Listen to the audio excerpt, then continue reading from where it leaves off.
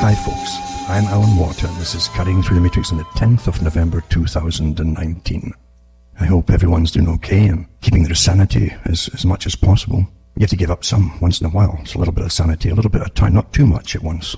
And you might just make it. That's how you get through life, especially with incredible propaganda we're forced to consume in this day and age. This is information age, remember. But it's unfortunate that most of it's disinformation, or it's not very honest information you're getting. It's propaganda, disinformation. And you've got everybody involved in making big bucks by tampering with our heads, offering their services, because they know that it's so lucrative to persuade us to do things, to manipulate our minds. All kinds of behaviors, all kinds of scientists and neuroscientists working with technicians and on the internet. And one time they used to stick to, like Britain. Britain was a cutting-edge country for using propaganda, always actually. There's different kinds of propaganda, and there's different labels to propaganda for different eras. And the first time I realized there was such a lot of propaganda is when I was a child, and I listened to the history of Britain, the stuff that they taught you in school, and I thought, what a lot of nonsense that is, because they paint this picture of some kind of peasant land, the happy peasants, all serving their masters, and royalty, using their intellect and chatting and being witty, and all that, all this stuff you see in those terrible plays they keep churning out on the BBC.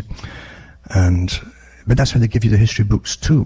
The rest of it was just conquerors, who conquered who, and who grabbed the land, and who grabbed the wife, or whatever. And that's how it was. That's dates and battles and generals and things like that. And that was your history.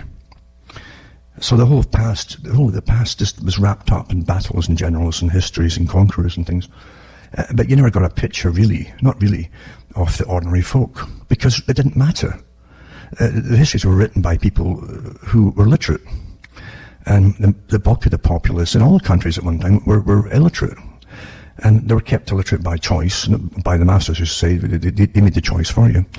And you served your deity according to the masters. And unfortunately, religion's always been bent and used by conquerors. Always will, you see. In all countries, doesn't matter what the deity was, or the era for that matter. And that's also why, say, Britain and many European countries gave up on religion, especially Christianity, because of prolonged wars. Massive wars of incredible cost of life, incredible famines that caused two, by the way. You don't think about that, but during wartime, Britain, for instance, was on rationing, terrible rationing. You'd die in it today probably, or you kill each other just to get to each other's food. And they came out of a Great Depression. They weren't out of it even; they were still in it from the 20s, even before that with World War I and rationing, right through to the 1950s. And behind it all, in these massive wars, the world wars, that's what they had, world wars, without so much of the world involved in it. The idea at the top, we're told now, or after it, of course, was to unite the world under a proper system run by the proper folks who gave you the wars in the first place. And they'd have the whole planet then to rule. That really was what it was. And the members of those who ruled the British Empire, and it was called an empire then too, were Lord Milner, Alfred Milner and his groups, and other circles which had joined and merged with them, like the Cecil Rhodes Society. And this is now in the modern history, but they admit it now, but they poo-pooed it for years, but then now they admit it's true. And I've got the books written by some of these characters, because they had more, they actually wrote, at least had teams writing their own books for themselves to try and humanize them and their plans for this great empire for the planet. And of course we know that the US picked up the baton from Britain after World War II and took over paying the taxes and supplying the troops for the rest of the world. And it hasn't changed yet. And then even some of the top members in it, like Arnold Toynbee at the time, was a big player for the new society that they were designing. And he said that in his own books. And I've seen the same statements, which I think it probably came from him too, in the Royal Institute for International Affairs books, the annual books they used to churn out in the 1930s. It was said again, I'm sure it's him, it was the same phraseology, and pretty well word for word, but he said eventually China would take over from America. This is the 1930s. America would take over from Britain, and then they'd come forth and surge and be very powerful. Then they'd start to fail, and they'd resurge again and fail, resurge maybe 2 or 3 times, and then they'd just fall in the background, exhausted, financially destitute, and China would take over as a policeman of the world. These are official books, by the way, And it's fine if you want to call them conspiracy theories, but every banker on the planet was there. Every central banker on the planet was there. Every politician that served in the governments of Britain and the Commonwealth were there. And all the members, all parties, the top leaders of all parties, including the communist parties in Britain, were there too, and according to this book, which was published by the Rockefeller Foundation, because they financed the publications of these ones at the time. So you're often called conspiracy theorist, but literally I scratch my head sometimes, because it's boring to me to wake up and know that I was talking about what was coming, what we're living through today, 20, even 30 years ago, and watching it happen step by step exactly as it was planned to come out, all these different changes in society. And it truly is like Groundhog Day, where you live the same type of thing over and over, only it's different days lived over, because you've already done it with a kind of precognition. But they published what they planned to do, you see. And this stuff really is all written in books, which they publish themselves in different institutions and think tanks. And again, the United Nations is a massive source of it, because they were set up to be eventually a big front to rule the world, a front system, you see. And sure enough, they packed it with every unbelievable person you could imagine, including the top communists. And they're still do that. It doesn't matter. They don't care, like Quigley said, Carl Quigley, who worked for the same big world institution, and the CFR, the American branch, and he knew the trilateral members too. The trilaterals came a bit later than his last books, but he knew some of them indeed, and he knew it was to come. He had no objections against it himself. Just some of their methods he objected to, but he said himself in Tragedy and Hope, the reason he came forward was because it was time that he thought that the public should know the incredible importance of this society that most folk didn't know existed and didn't know who the members were, because it had such massive influence on the history of not just America, but the world. And that's a lot to pack into a one-liner type thing, but that's exactly how I put it across. So these organizations exist, they set up, the Alfred Milner Group, the Bank for International Settlements, a long time ago, in the 1920s, I think it was. And that would become the exchange rate controller, the manufacturer for the planet. And they'd decide who owed what to whom, and how much interest would be charged if you defaulted, etc., because you still have to pay it off. At least the peasantry would, the populace of the countries. And they also set up eventually a few banks under the League of Nations, and then with the United Nations it morphed into, they came out with the Organization for Economic Cooperation and Development, which is the OECD. Every country signed on to that to build factories across the planet, and all the peasantry in their own countries that supposedly won the war would pay for the big corporations. Nothing's changed, it still goes on. But so much is deception. So much of how we're ruled, and our reality is ruled by, today it's scientific deception, as I say, with all the professionals and the mind studies on us are in charge, convincing us to do things we shouldn't ought to do, perhaps, or accept things we shouldn't ought to accept, as Aldous Huxley said in his interview with Wallace. So we're living through it, and as I say, it's fascinating to see how it's either ignored or accepted, even in a calm way, in a superficial way, because most folk don't think too deeply about what they hear, unless it's a motive. If it's a motive, those who want to use you will give you terrible, scary scenarios and terrify you, and that will stick in your mind forever, especially if you're a child. It's cool. And if the first time you actually see an animal in the wild eating another animal in the wild, you'll never forget it. You'll never forget it. And you could make up any fairy story as in school, which is showing children this, and say man's caused this to happen, and they believe it. They will believe that. It goes together. It's imprinted in their brain, as they call it, imprint. So that's how the world is run by our masters, and they always create new armies of the revolutionaries. Revolution's like a great idea if you're young. If you're a teenager and your hormones have kicked in and you're angry about things and things just don't make sense and you have no patience with anything, and you've got to blame somebody, and you're given all the enough ammunition of who you blame, you see. And that will do, especially when you think it's you who's doing it all. We're doing it, you see. My generation's doing it. That, like the song My Generation, they came out talking about my generation. Somebody with a terrible stammer sung it. And it was quite something to see. At the same time, you had Bob Dylan and his songs for revolution too, you see. The times they are a-changing. Telling the older folk, get out, get out, don't stand in the way. for the times they are changing. And let us, now, what did Bob Dylan ever create except a trail of mess behind himself in reality? What you're given are front people. You always have been given front people. But that was a deliberate act back then by professionals, way above Dylan, who already owned the culture industry through movies and music and so on, and who planned to get this revolution going. It was to be a sexual revolution. And first they tried the basic rights for humankind type idea. It wasn't going so well, so they changed it quickly to the sexual revolution. And the sexual revolution was to break everything that used to be. The old standards of everything had to be thrown out the window. And under the guise of freeing everybody, and the state eventually taking care of the fallout of the sexual revolution, which is still continuing to this day, to deal with any problems, they would destroy the family unit. That was one of the main reasons for all. And they sung about it, and they got the young involved in it, and they gave them drugs, and they said, go to it. And like anybody at that age, everybody just flocked into it. It's like children who love candies.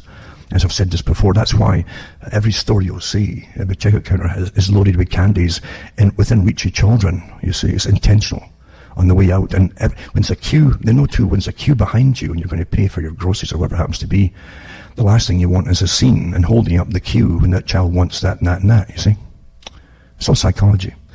Well, but you can't blame the children. It was meant to get them going like that so they get the candy. And it's the same with sex. When your hormones kick in, you're not thinking straight. It can be a terrible period for a lot of people.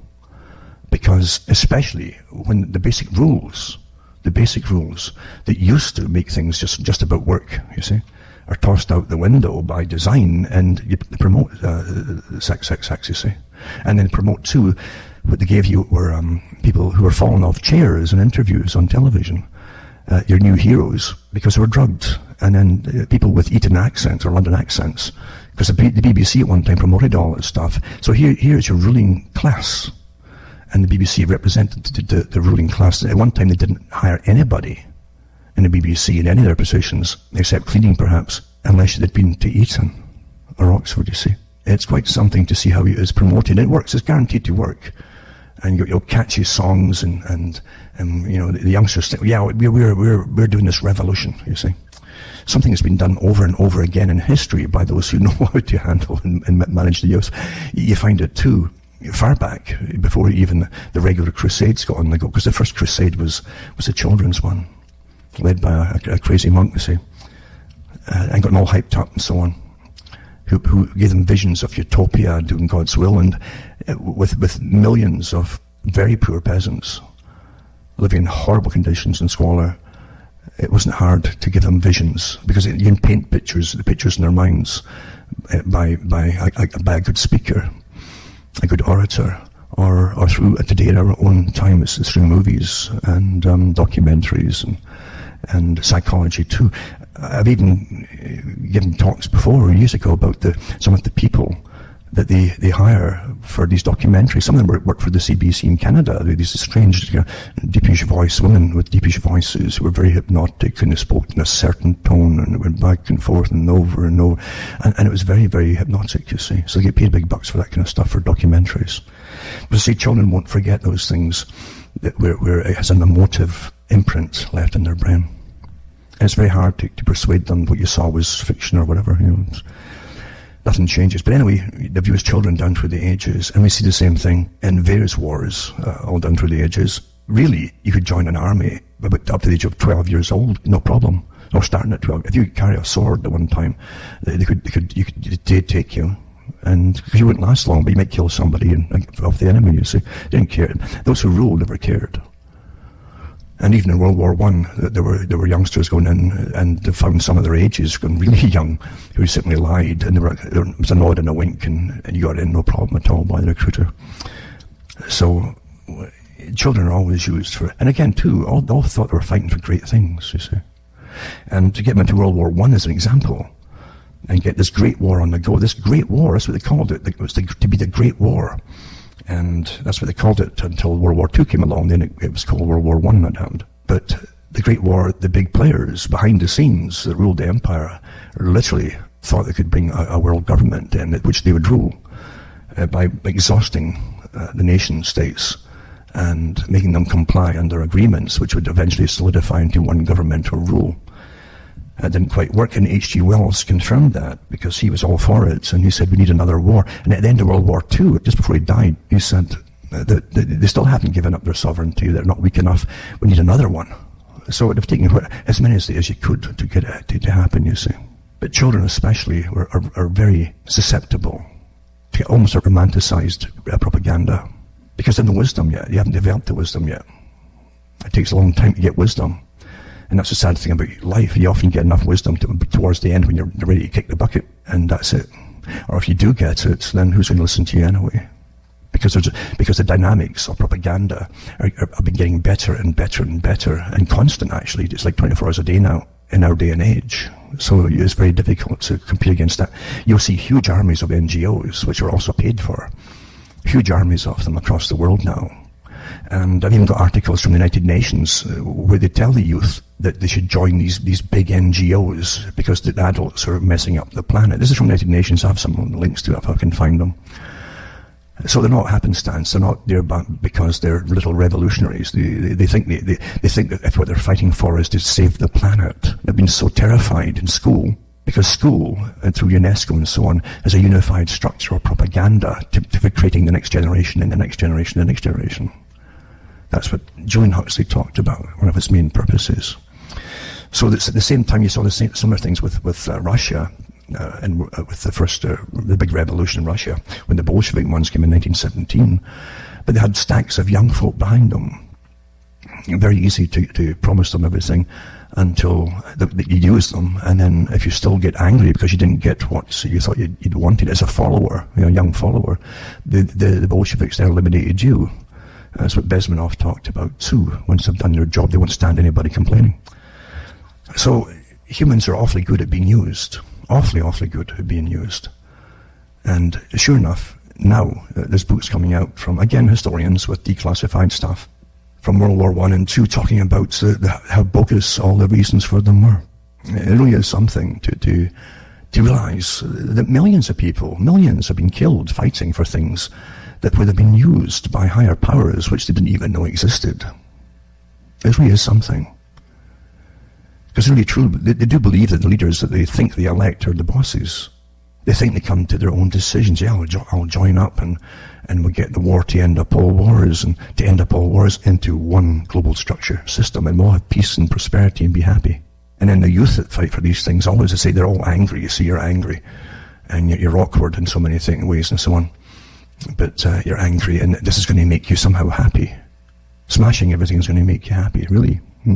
So all this is well understood, as I say, by our nudge experts, our behaviour insights teams that work on the internet and study us all, and tell you where you should go and look at things, and what things you should read as opposed to what you want to read and all that. You're under incredible manipulation right now. It really is astonishing that every country is in on it, of course, which tells you again that you're all really global. When behavioural insights teams are controlling you so much of your societies, and you and your thoughts and your decisions and what you really believe in. And you can really believe in things and be utterly wrong with good propaganda. And you'll be used, of course. Now, years ago too, I talked about the attempts by big government to reduce the populations. And we saw it in the Middle Ages at times too.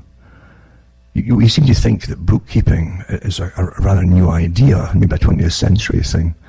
But you don't realise that the lords of manors, that were nobility in different areas of, say, Britain, from the old feudal system, they had incredible inventories of farmland, arable farmland population, expected children from recent marriages of the peasantry, which would add, of course, to the next crop of farmers and workers and all that. Incredible documentation. It's really astonishing.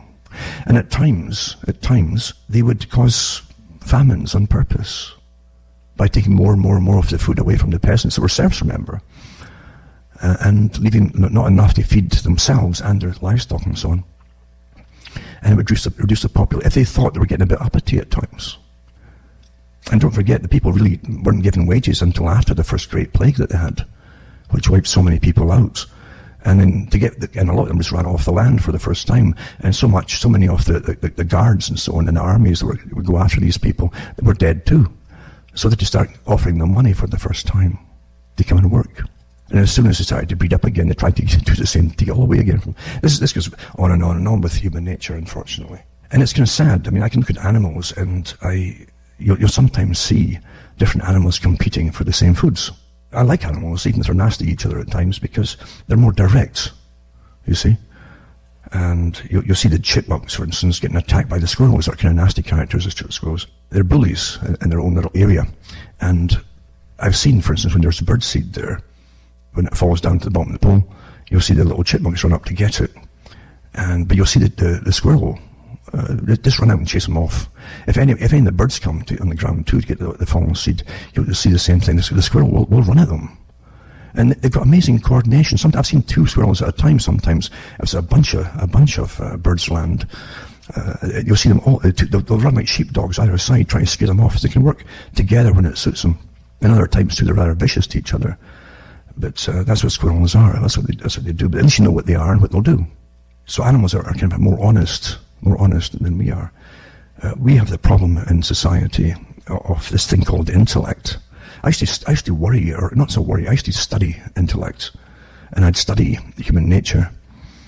Because one problem I had at one time was how a lot of the people who seem to rule us, not just at the top, but lower down too, even in a working class system or even a factory type setting or whatever it happened to be, we're psychopathic, but likable psychopaths, you see.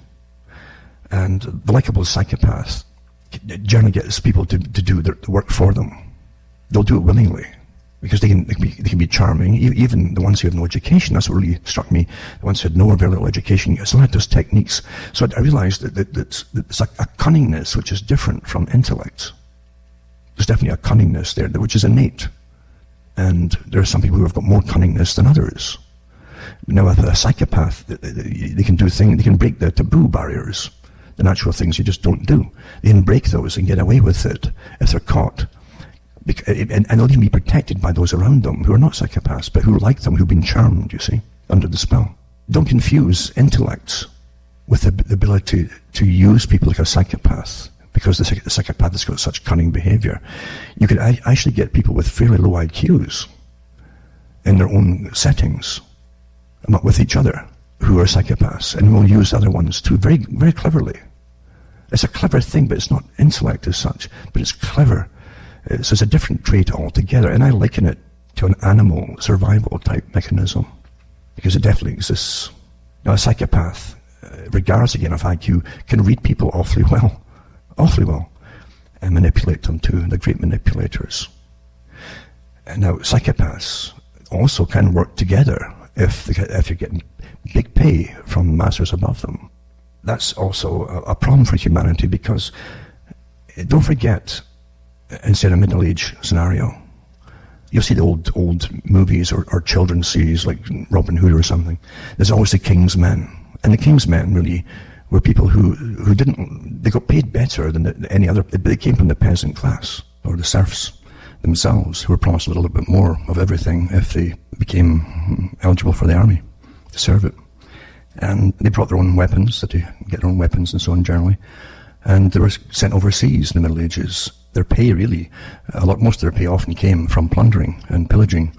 And they killed with impunity, conquered people, and they raped a lot as well. So they're highly undisciplined, and that was the way it was across the world for a long, long time. But they're quite willing to bash the heads or kill their own peasantry, their own fellow peasants, for a bigger pay. So they had psychopathic traits, you see. They're less bothered with guilt. They didn't have the same guilt problems and stuff. And they were mercenaries, in other words. They would go off to war and kill whatever enemy they were told to kill.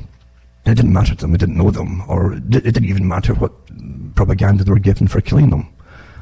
And but they go and do it anyway. They were basically lifelong, about however long their life was, mercenaries. But they would definitely be classified, if you could possibly give them different tests, they'd show that they were psychopathic. But they were the same ones who would round up their own fellow citizens. They were the thugs that used by governments down through the ages to oppress the people in their own countries. But come about into the 1800s, when you had the empires on the go, you find, for instance, that when there was more money going around, there was basic education starting to come in different areas in Britain. They had to start to show a different face to themselves and the world if they wanted to claim they had an empire, if it was beneficent to the people that conquered, basically. And I never went out to conquer, I wasn't out to help, you see. So that's how it's always said, is that you're going to give them education, you're going to give them civilization, and so on and so on and so on, as you plunder them. However, the military themselves, they had to become orderly, disciplined, and uniform in their standards. And in that way, too, you could stop the plundering and hopefully the pillaging and the raping, too, perhaps.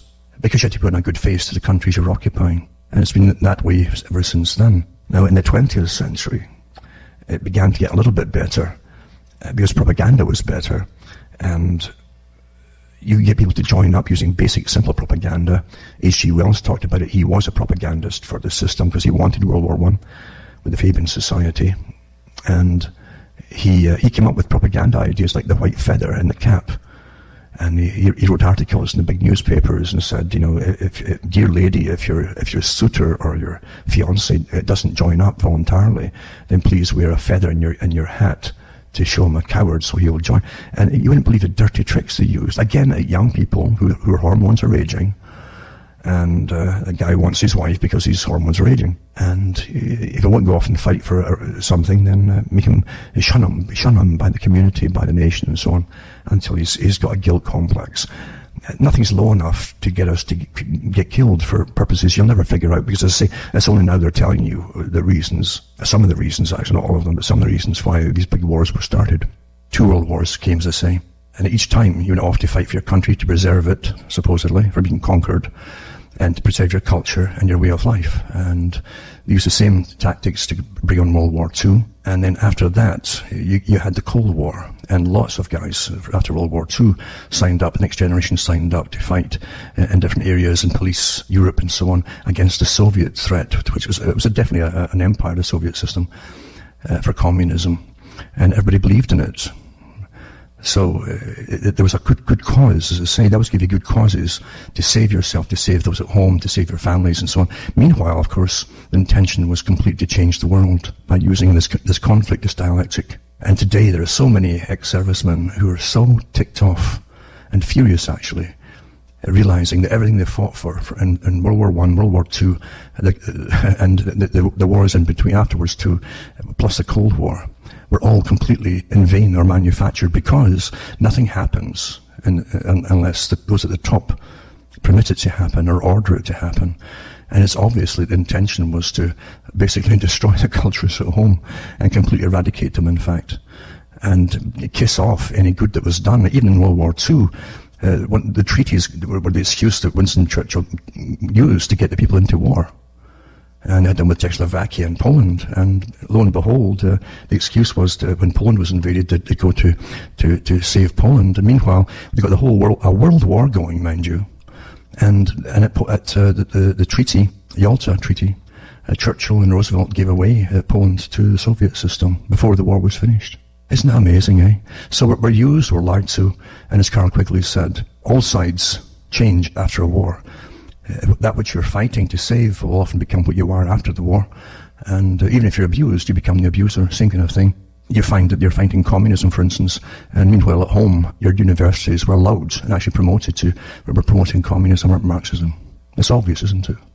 So everybody was had by a system owned by those at the top who have a completely different worldview and agenda than those who do all the terrible fighting and dying. But in the Middle Ages, without really professional or advanced psychological propaganda, the soldiers, as I've said, were the more psychopathic or base mercenary type. During the plague's time, too, they would simply round up the people, burn their homes down, and make a barrier line so that if the peasants tried to get into the castles, they'd all be shot by the archers and things. So it wasn't much of a life for ordinary folk. Your life definitely was not to the same level of worth as those who ruled over you. That's how it was seen. And that was accepted as normal. Now, here's the bad news, in a sense. You see, it hasn't changed. That whole mentality hasn't changed. And deception, as opposed to the straightforward animal, I want your seed, I'm going to get it, and they'd run at them, bite them or whatever. Humans are much more better at it. The psychopathic humans are awfully good at it. And the higher lots of people who do have intellect as well, and who'll write good propaganda. They also have the ones lower down the totem poles who write the lesser propaganda, but they'll still do it for a paycheck. and we're brainwashed into going along with different parts of this agenda, because it's a never-ending story to get to where they want to go. We're at the super elite, and this is true with eugenics. They were all obsessed with eugenics, the super elite, right up to Charles Darwin, who gave them the ammunition which they jumped on to put it into writing as why they had the natural right to rule over the lessers, you see. And that has never gone away. And Julian Huxley, for instance, kept it going after World War II, when eugenics had got a bad name with the camps and all the rest of it. But here we are living through the revival of it all again, because the first thing that Hitler did was, because he looked at America and Britain, who published books for the last about 20 years before, at least publishing it for at least 20 years before, maybe even longer, about the need to sterilize the unfit and things like that. And they also tossed about the idea of simply euthanizing them. Well, he got control of a country and put it to the test, and he brought his different hygiene policies, and when they went round to hospitals and started killing the unfit, that's how it started. Now, he was lambasted, and folk were horrified at that kind of thing too. And never mind the fact that the people who ruled Britain were all for it themselves, but the public wouldn't allow it at the time. And it's all you do is wait about another 50 to 60 to 70 years and reintroduce the ideas again. And now, of course, they're doing it in hospitals. Well, you see, it'll cost X amount of bucks to give this person treatment every month. And we can use that in our wars and things, or we could use it on royal weddings maybe and stuff like that, or even for the security for royal weddings, which is very expensive. So I'm afraid so many of the peasants will have to just go without and die. That's the reality of it too. It's quite amazing. And also, for those who don't quite get it, the societies that existed, as I say, the Royal Institute for International Affairs, CFR, the Cecil Rhodes Society, the Trilateral Commission, are all combined in all one organisation at the very top. This is specialised branches, that's all. And they're running a whole bunch of the World Show, not just but the World Show right now. And you'll find the articles coming out rather in your face now, isn't it? How they can be gods, you see. They'll all be gods. And you've had the silly movies come out too with the super geniuses, because they always present them as geniuses, although they're not. They're front people. We should listen to these geniuses who just know it's a better way to rule you. Well, that's what the Royal Institute for International Affairs came out with a few years back, saying that we should start listening to and allow these folk to govern us in their own publications. Well, you don't vote for them, do you? But the more dysfunctional they can make society appear to be, in reality is, but make it even worse, the more people will start listening, and the more propaganda they get on a daily basis through their televisions and so on, the less likely they'll be against something, including euthanasia. So in comes euthanasia again, and they're popping off people. Years ago, they started it off in Holland. That was the first country to officially bring it into place. I think China had it too, and I know they had it for the prisoners and so on too. And they've had a lot of mistakes. And of course, Canada's got it, and different places in the US have got it as well. Again, it's an emotive subject, you see, and everybody's so terrified about cancers. Oh, I don't want any. I don't want to live if I've got that. But here's the thing, they don't tell you they could treat you, and you can be pretty well pain-free for quite a few years after the fact too. But that might cost a bit of money. Not a lot, but enough to let me save, you see. And if you're down on the totem pole, then, well, we can't really help you, I'm afraid, no, I can't help you. Wouldn't it be better to have this pill and they euthanize them? That's happening. So it's an economic thing. Is to tell you there's just not enough money, is to give themselves paychecks and hire more behaviourists to brainwash you into accepting suicide or whatever it happens to be. It's really quite amazing the time we're living in, isn't it? So again, I prefer the animals who are more forthright in what they want to each other. And neither side, the one who's been attacked or the one who's doing the attacking, is under any illusions that I'm going to attack you, and an animal would say, he's going to attack me and eat me. And that's a blatant. But here we have these specialists and these quiet, canned voice people, who can talk over a documentary, and you say, oh, that's right, okay, kill me then. And there you go. It really does work. It really does work. And you can convince the people to go along with anything by painting terrible, bad, tragic, horrible pictures. And of course, that is what the whole climate thing is about, folks. Climate's always changed. Years and years ago, I said that, before all the real heavy hullabaloo started, I said that we've had supposedly so many ice ages, And then you have these thousands of years between where you start melting it all until you end up getting a massive ice age in again. Well, you see, that's what you go through. And supposedly we had a whole bunch of them before there were any humans supposedly on the world, if any of it's true.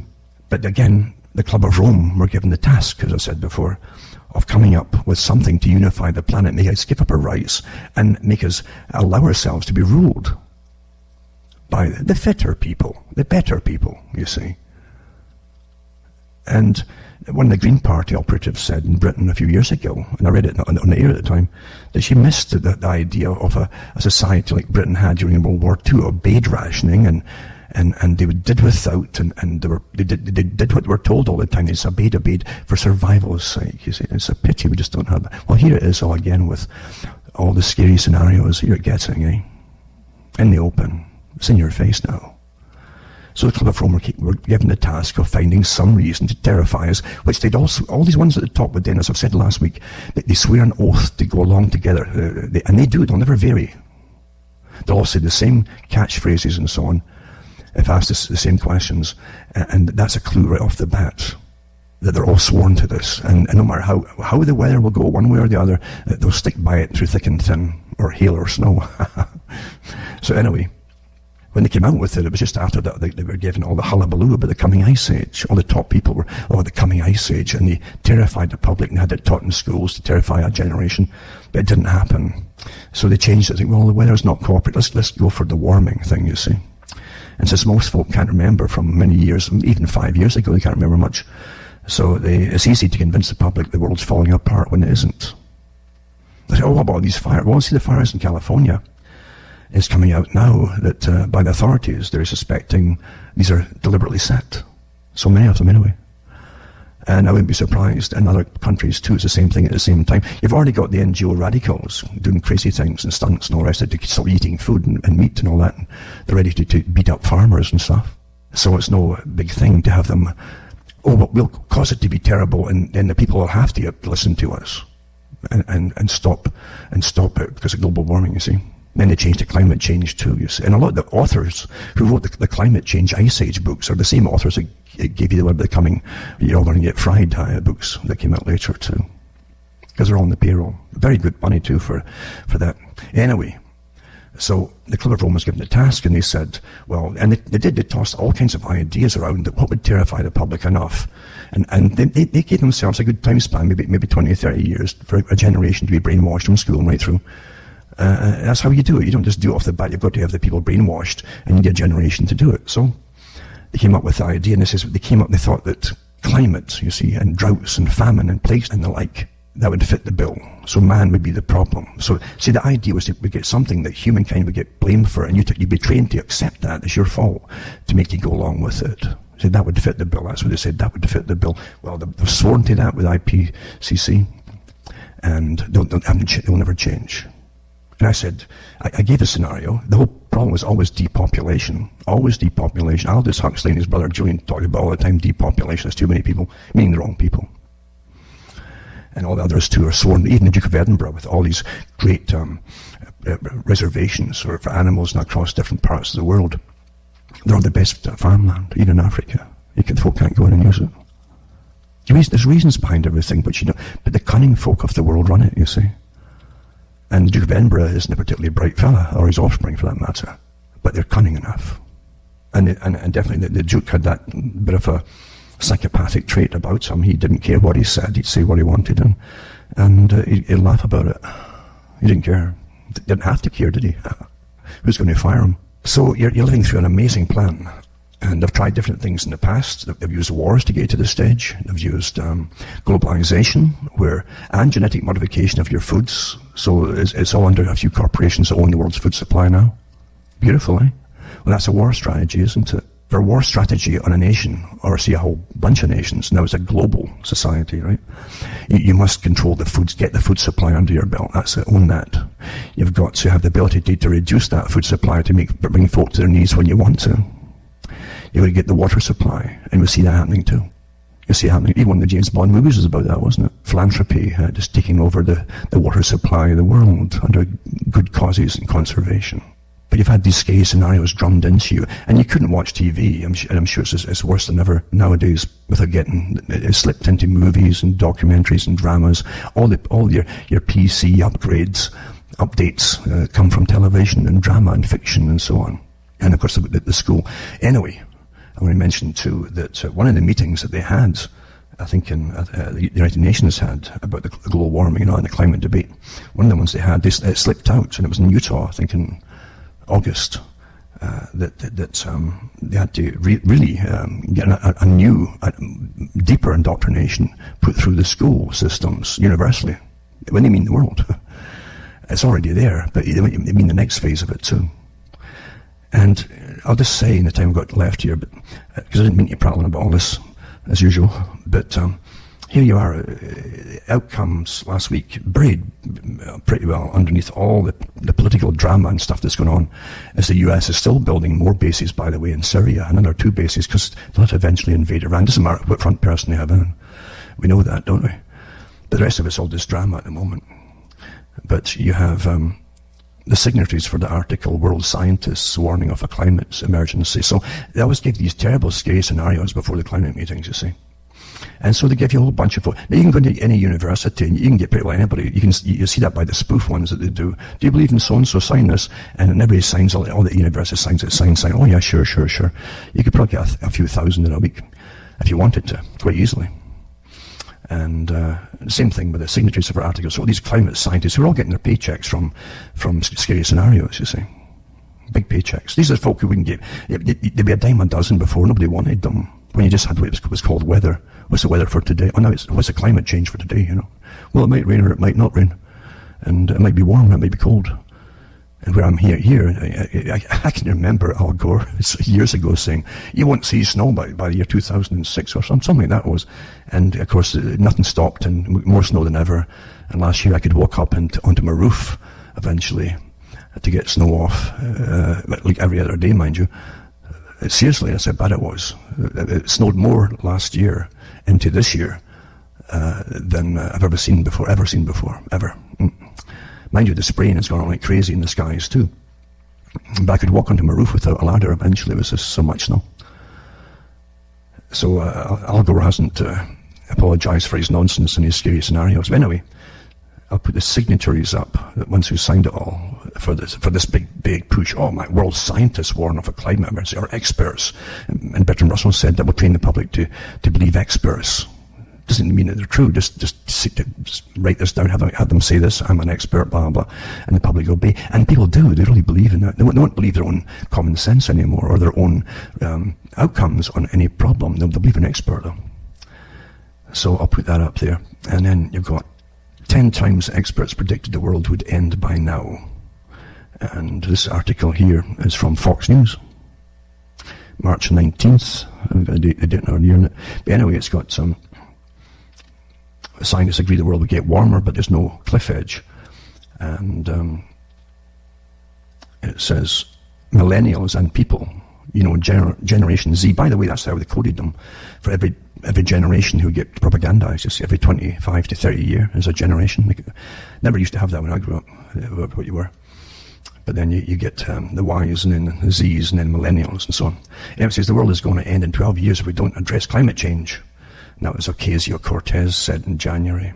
But similar past predictions, even by the most prestigious experts, have failed to pan out here. 10 of the biggest doomsday prediction failures. And I can remember too, before I started, that Prince Charles came out with that years ago, same thing. He put it in days, like so many hundreds of days, But it says here, in 1989, the Associated Press released a warning from the United Nations official. A senior UN environmental official says entire nations can be wiped off the face of the earth by rising sea levels if the global warming trend is not reversed by the year 2000. My God. And the official was Noel Brown, director of the New York office of the UN Environment Programme, who added shifting climate patterns would bring back 1930s Dust Bowl conditions to Canadian and US wheatlands. Instead, US and global farm production rose, and more than 1 billion people worldwide rose out of extreme poverty due to economic growth. And then no nations were wiped off the face of the earth as of 2019. However, those worried about warming caution that the United Nations official predictions was nuanced. He's not saying that entire nations are going to be wiped off the face of the earth by the year 2000. Joe Romm, a senior fellow at American Progress, told Fox News, he's saying that if we don't dramatically reverse emissions by the year 2000, then we're not going to be able to avoid future flooding, Romm said. It says it now seems inevitable that a number of island nations will be wiped off the face of the earth because we didn't act in time, he says. Now, I know some, like the Maldives, it's a collection of small islands in the Pacific, and they got a population of just over 400,000. But the highest point in the country, right, and these islands really is 7.9 feet above the sea level. I mean, a good wave would kind of put you off, wouldn't it? It says, with much of the islands being below 3 feet high, that is off the sea. So remember too, these were all volcanic ones, and volcanoes push them up, and then start over hundreds of years, or even faster sometimes, they'll start dropping back into the ocean. So it's not climate change; it's natural cycle. Anyway, it says in 1967, a best-selling book came out called "Famine 1975: America's Decision: Who Will Survive." Predicted mass starvation around the developing world due to increasing population, and today's crisis can move in only one direction, towards catastrophe, it said. It says, all serious students of the plight of the underdeveloped nations agree that famine is inevitable. Caltech biology professor Peter Bonner wrote in 1967 review of the book in the prestigious journal Science. The exact opposite of the book's prediction happened. Famine deaths plunged dramatically as farming technology improved. Communist countries began allowing private property again, and the globe became further connected. But that last part is really interesting because, you see, communism really, they didn't even feed themselves during the communist era, the Soviet era. Canada got a big income every year, and so did the States, from selling their wheat and so on to Russia. They used to compete for the rights to sell it to them. And a bidding war, they called it at the time, every year. Because there's politics involved, and stupid people who just know how you should all live. And this is what all this scary scenario is about too. Same thing. According to data sets put by Our World in Data, more people died in famine in a single decade prior to the book's release than in all 52 years since it was published. Yet the book got widespread praise from experts. Now here you go, ecologist Paul Ehrlich, now president of the Center for Conservation Biology at Stanford University, said in 1968 that the book may be remembered as one of the most important books of our age, he says. Now remember too, he himself put out the population bomb, etc. And other scary books as well, but it's all our fault, there's too many people, blah, blah, blah. And his wife was on the Club of Rome, on the board of it, by the way. It's interesting. It's really a small world when you get going with it all. Anyway, there's also global cooling was once a worry to many, such as University of California's Davis professor Kenneth Watt, who warned that present trends would make the world 11 degrees colder in the year 2000, but twice that what it would take to put us into an ice age. But British science writer Nigel Calderwood was just as worried. The threat of a new ice age must now stand alongside nuclear war as a likely source of wholesale death and misery for mankind, he warned in 1975, Wildlife magazine. It goes on and on and on, eh? Then massive warming by the year 2000. The same UN official predicted the loss of entire nations by the year 2000 also claimed the most conservative scientific estimate is that the Earth's temperature will rise 127 degrees in the next 30 years. But looking back from 2019, temperature rose about half a degree Celsius since 1989, according to NASA. And so on and so on. So Al Gore says that 10 years are left in 2006. That's what it was, 10 years. There's been no snow or anything. We'll be baked. In 2006, we're promoting his movie An Inconvenient Spoof. Truth. Al Gore said that humanity has only 10 years left before the world would reach a point of no return. Gore's movie also featured animations of water inundating Manhattan and Florida. Yet critics point out that just a few years later, he bought an $8 million beachfront property near Los Angeles. I wish the climate catastrophists practice what they preach and sold me their beachfront property at a steep discount, Alex Epstein, author of The Moral Case for Fossil Fuels, told Fox News. I also noticed too, by the way, that the guy who brought you a lot of the same stuff was Maurice Strong, and he's dead now, but he also bought an island just off, it was British Columbia, and low-lying too, after all these hullabaloo too, but islands disappearing into the sea.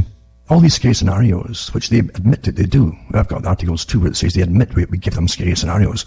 Otherwise, we won't listen to them. You won't give up your rights. You won't stop eating meat. You won't stop eating different kinds of vegetables too. You won't even stop eating. They don't want you even to breathe carbon dioxide out. Do you get that? I mean, you've seen that the big bags they put on the cattle, right? Haven't you? Oh my God! Well, these bovines, that's your meat supply for the world, right? Well, you know that they give methane out. Well, eventually they'll be putting those bags on you as well, folks, if you let them. I'm not kidding you. I really am not kidding you. That's how dumb it is and crazy it is. Massive propaganda to make you give up all your rights. Like the Club of Rome said, they were given the task to make you give up all your rights so you can be ruled properly by your betters, basically.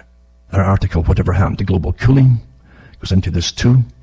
And I've got articles too about another so-called expert who actually admitted about the scary scenario syndromes and how they put them out and how you've got to do it, you see. You've got to do it. It might be against your conscience, but you've got to do it, he says. I'm telling you.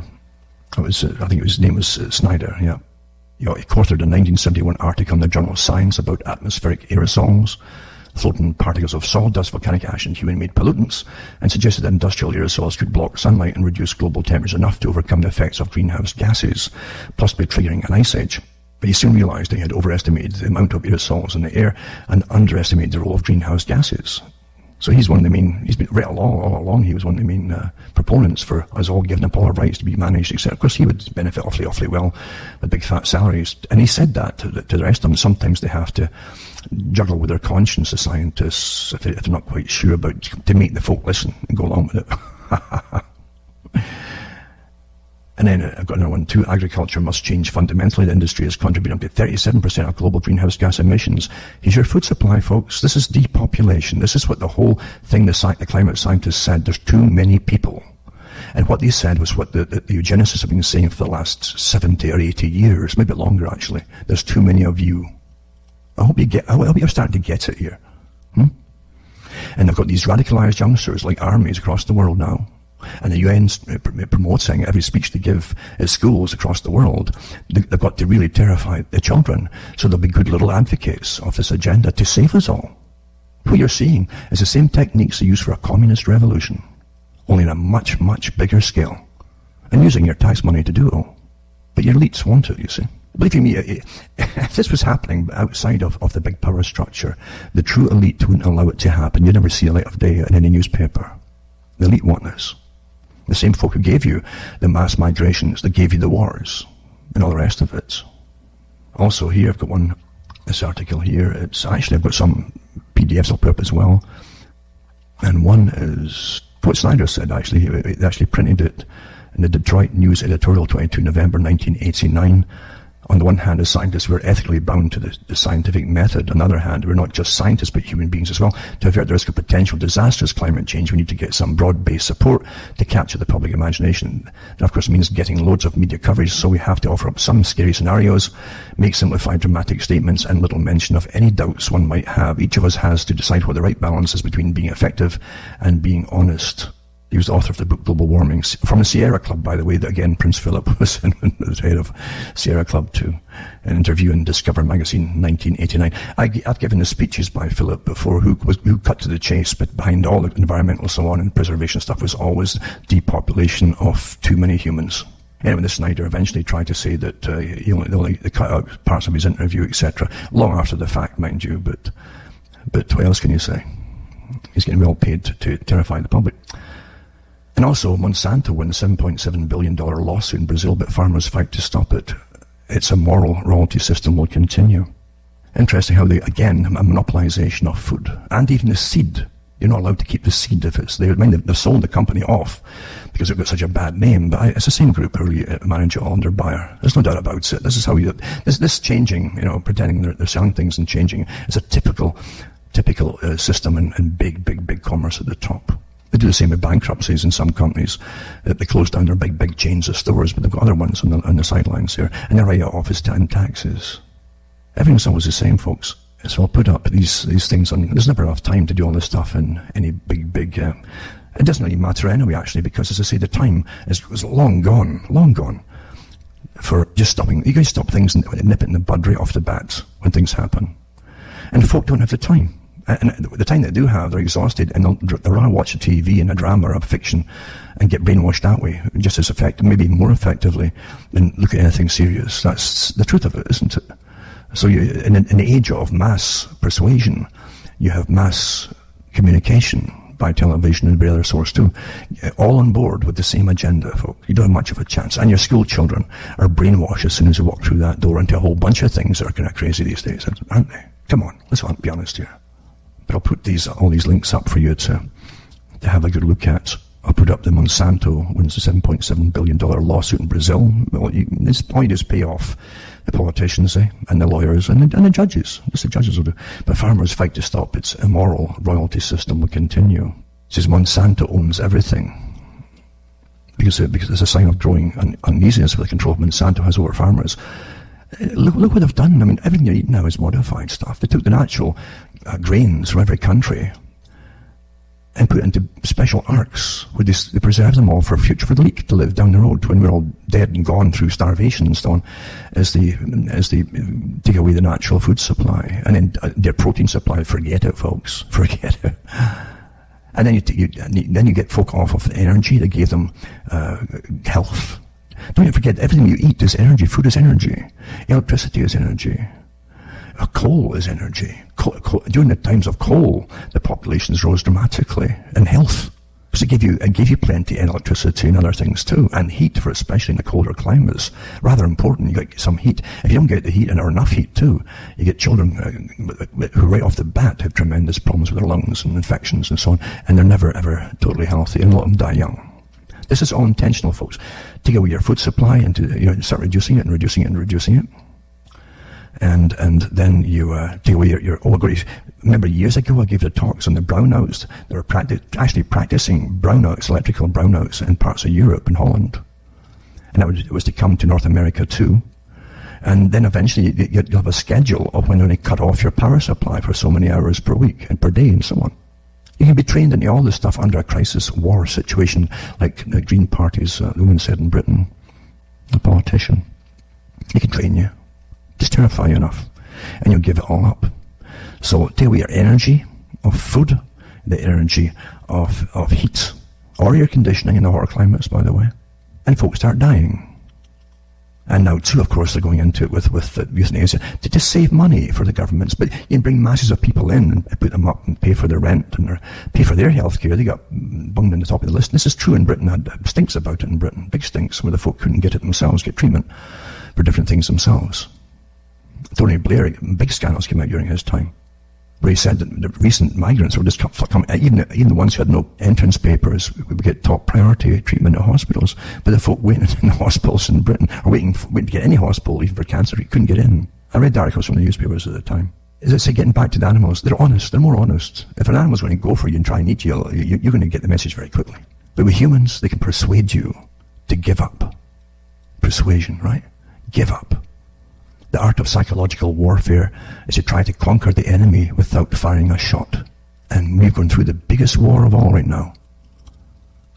For everything that is near and dear to any natural human being. And most folk are unaware. During their stampede, you always stampede the people when you want massive change, and then you direct the direction of the stampede.